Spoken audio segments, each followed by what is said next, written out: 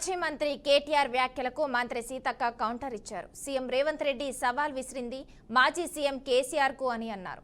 కేసీఆర్ అసెంబ్లీకి రావాలని కాంగ్రెస్ వాళ్ళు అంటే కేటీఆర్ దానికి సమాధానం ఏంటని విమర్శించారు. కేసీఆర్ వచ్చి అసెంబ్లీలో ప్రజా సమస్యలపై చర్చించాలని అన్నారు. అంతేగాని కేటీఆర్ అనవసరమైన దానికి రెచ్చిపోతున్నారని అన్నారు.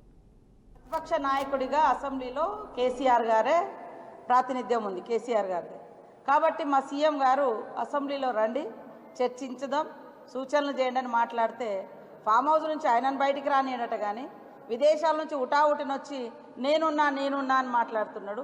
ఇలా మీకు అందరికీ గుర్తింపు సమస్య, ఆల్రెడీ మీరు డెడ్ అయిపోయింది మీ పార్టీ.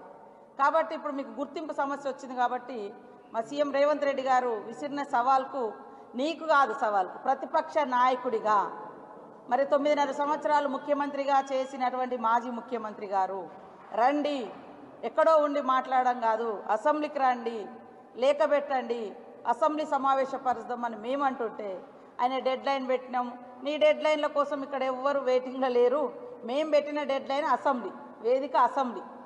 అసెంబ్లీకి వచ్చి ప్రజల సమస్యలు చర్చించాల్సినటువంటి అవసరం ఉన్నటువంటి ఒక ప్రతిపక్ష నాయకుడు బయటికి రాకుండా ఆయననేమో ఫామ్ హౌస్లలో ఉంటారు, మీరేమో విదేశాలలో తిరుగుతారు, మీ చెల్లెనేమో జైలు సమస్యతో ఎదుర్కొంటుంది, తర్వాత ఆమె సపరేట్గా ఆమె ఒక సమస్యతో ఉంది.